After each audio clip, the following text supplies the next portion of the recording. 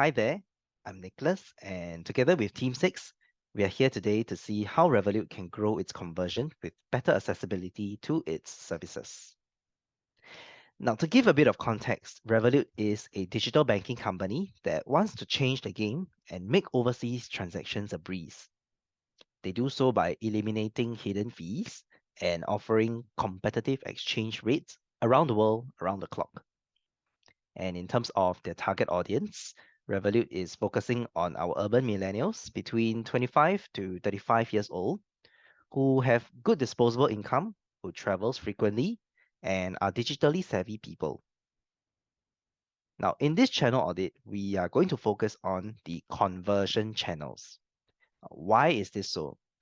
Because in the financial services sector, the value add and the revenue comes from facilitating transactions. And to do that, it's all about securing your user base, which means we have to get the consumer's trust, convince them to create accounts and to bank with us. Now, in today's context, the hard products like the number of services you can offer are no longer that big of a differentiator. Rather, the selling point has now shifted towards the customer onboarding experience and the journeys that they have with the brand.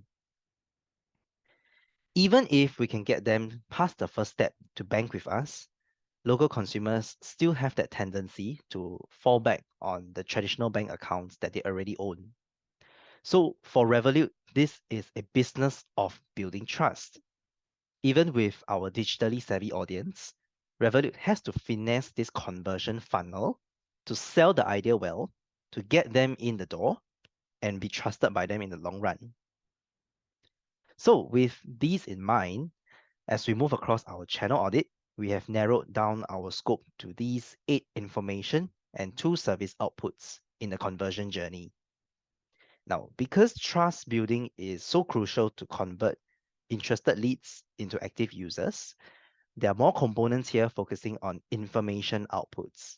In particular, we have more weightage on primary, comparative, and post-service info, which will help us to sell the idea and to get the consumer's trust. We also know that once our consumers are sold on the idea of Revolut and its services, those outputs in green are simply just baseline expectations to have. So how then do we sort out the priority between the reds and the oranges? Now, this is where we look at the multi-currency wallet review articles from the leading personal finance blogs in Singapore. And what we realize is these information outputs highlighted in red appear 100% of the time as key comparison benchmarks. In every of these articles, they are always written at length, and they're always the first few criteria to appear in each article. These signals, along with the intense comparisons that they always make between the different platforms, are indicative of how important these outputs are to the industry, and more importantly, to our consumers. Which means then these must become the top priority as we audit the conversion channel. Thank you, Nicholas. I'm Zining, and I'll be continuing on to justify why post services such as account security, as well as cashback and rewards information, are given the orange label. Beyond the competitive necessities, we also know that Singapore consumers are very conservative. Although they will share personal data with digital banks, they do not readily trust the data security and the financial stability of digital banks like Revolut. Hence, it's not just about having account security in its marketing conversion funnel. Revolut needs to flaunt it. Consumers need to have the knowledge on how their data will be gathered and used, as well as the power to control their data provided. This makes information about card account security and reliability a good-to-have output that Revolut should not miss out on in its conversion channels. Information about cashback, perks, and rewards are also another output that Revolut should focus on. Peculiar to the Singapore landscape, rewards have a heavy value add in influencing the consumer's choice in financial services. On top of the fact that every competitor is doing it, it all stems from the increasingly high cost of living that Singapore consumers are subjected to, which makes it important for them to feel good and feel like they are winning with every transaction.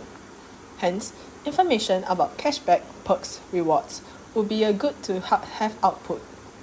As we move on to channel audit, we realized a couple of things. Firstly, Revolut's comprehensive website serves both information as well as logistic outputs very well in the sign-up conversion journey, making it frictionless for leads who are ready to convert. There are, however, still some room for fine-tuning on value-added outputs by providing more in-depth information on cashback and rewards. Secondly, Revolut's app serves only logistic outputs well. It is lacking some of the key information output that consumers would like to know.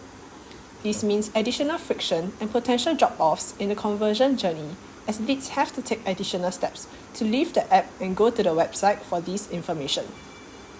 For fintech companies like Revolut, which is a digital-first brand, it does not make sense to be strong only in one of the two digital conversion channels. That's because Revolut's target consumers has long shifted away from the multi-channel approach to an omni-channel approach. They prefer an app to a mobile-optimized website and believe that both channels are equally important.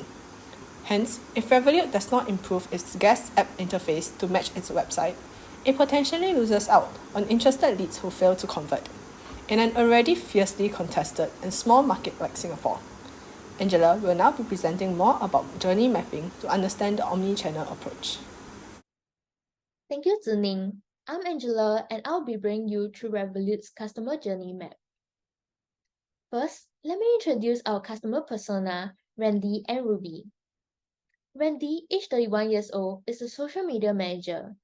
As a social media manager, he relies heavily on his mobile phone for work and personal activities, such as transferring monies to peers, paying bills, and making investments. Randy is also constantly on various social media platforms to stay updated with the new trends so that he can implement effective social media strategies for his company. Next, we have Ruby, who is a 26-year-old account executive. She always does extensive research and seeks others' opinions before committing to a product or service. She is also attracted by cashback, rewards, and perks. Now that you have a better understanding of Randy and Ruby, let us explore their journey from the discovery phase to the post-service engagement phase via the 4 touch points: website on desktop, website on mobile, mobile app, and social media. Let's begin with Ruby's journey. Ruby starts off by searching for digital banking services via website on her mobile during the discovery phase. She then continues on to the research phase and does her extensive research by looking up information about the services, looking into alternatives, and comparing services and features, all done through websites on her desktop. After that, she turns to social media platforms to get help deciding on the best banking platform. Once she has decided on Revolut as a choice of digital banking platform, she then proceeded to sign up for an account and upgraded her plan via the mobile app. During the post-service engagement phase, she went on to leave feedback on customer satisfaction on her social media and also turned on notifications on her mobile app to get notified of any cashback, rewards, and perks information. Next, let us explore how Randy's journey differs from Ruby's. During the discovery phase, Randy came across Revolut's advertisement while scrolling through social media. Intrigued by the advertisement, Randy decided to look up more information about the services via the Revolut's mobile app, which the advertisement has directed him to. However, as what we have concluded earlier from our channel audit, the mobile app only provides limited information service outputs to convince Randy about the services available. As such, he had to turn to Revolut's website on his mobile phone to get a better understanding of Revolut services. He then carries on with his journey during the research phase and comes back to Revolut's mobile app during the conversion phase to sign up for an account. Lastly, he ends his journey at the post-service engagement phase by leaving feedback on customer satisfaction on his social media. From Randy's journey, we understand that he had a negative experience when looking up information about the services via Revolut's mobile app. Customers like Randy who have negative experience at this phase and touchpoint may not continue their journey to research about Revolut services as there are too many clicks before reaching Revolut's website, thus leading to low conversion rates. Therefore, shifting from multi-channel to omni-channel is important in providing a seamless customer experience and to achieve higher conversion. I will now pass the time over to Gen V to take you through our recommendations.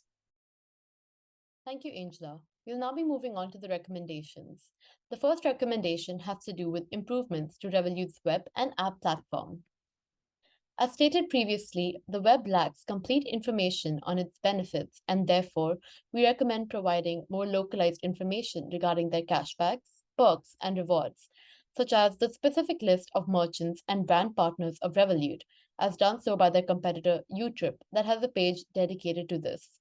Doing so will provide customers with a clear understanding of where exactly they can use Revolut's benefits, leaving no room for confusion. Furthermore, when consumers see a brand they recognize locally, it increases relatability and acts as a stronger hook to attract customers as they know what type of rewards they could receive. Next would be to optimize the guest experience via the app. As stated before, the app has provided very vague or no information regarding certain aspects of Revolut. Therefore, the first aspect we'll be touching upon is a section on knowing the fees to use and knowing the supported currencies. For this, we recommend adding value-creating activities to the app. In addition to the pre-existing GIF module on the app, which displays the currency exchange process on Revolut, they could include a widget to pull out a currencies converter simulator to allow any interested leads to try out the conversion of different currencies.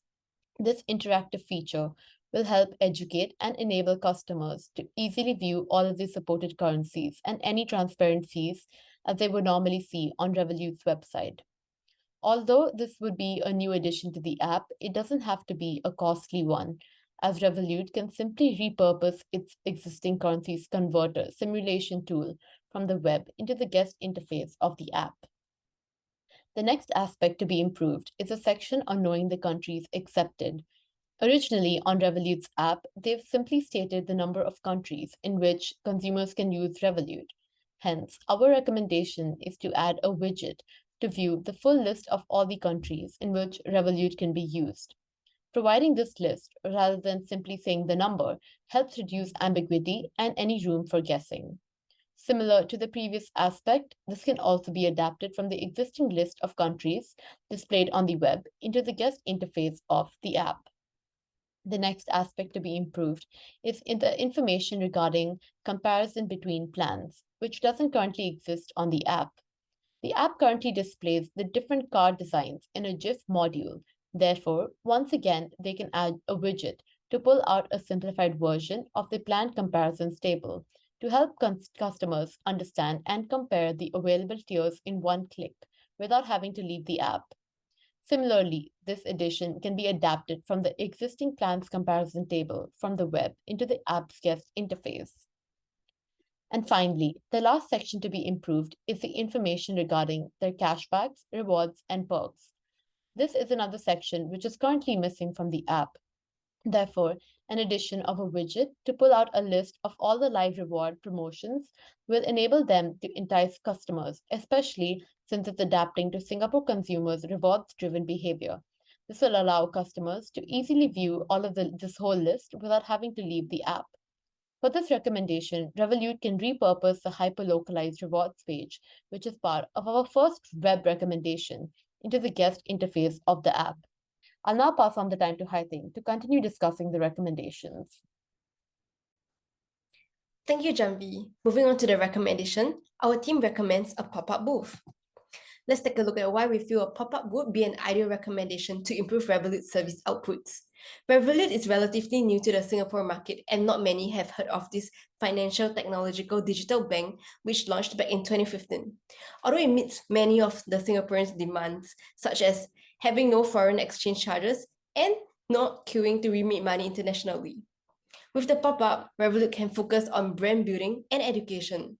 And trust can also be built at a pop-up store with the physical touch and connection with prospective consumers to tangibilize the brand, given that many Singaporeans are skeptical on the digital security and financial stability of digital banks like Revolut themselves. This pop-up will also be immersive and interactive, replicating how a user could use Revolut beyond the current self-serve web pages and mobile application screens. It will also drive immediate conversions, where walking customers will be driven to be converted to a user on the spot with the retail activations and activities being brought to them.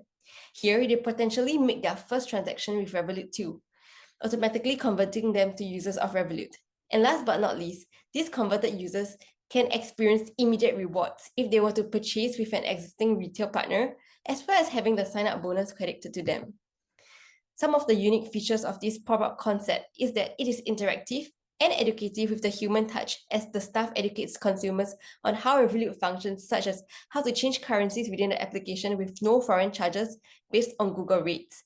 It also drives immediate conversion while rewarding new customers with a sign-up bonus, which they can choose to spend immediately using Revolut services. Additionally, we recommend Revolut to bring in one of their reward partners, which will be Watsons, to demonstrate cashback rewards, and users can shop right on the spot in the pop-up store. Once customers enter the pop-up store, to catch our customers, new sign-ups will receive a $50 sign-up bonus as an incentive to attract traffic. Revolut staff will then educate them on the features and functions of the product, such as currency exchanges, pay and withdrawals, as well as peer-to-peer payments and money remittance. Partnering with Watsons, users can instantly experience using Revolut services and then be rewarded by receiving the instant cashback rewards.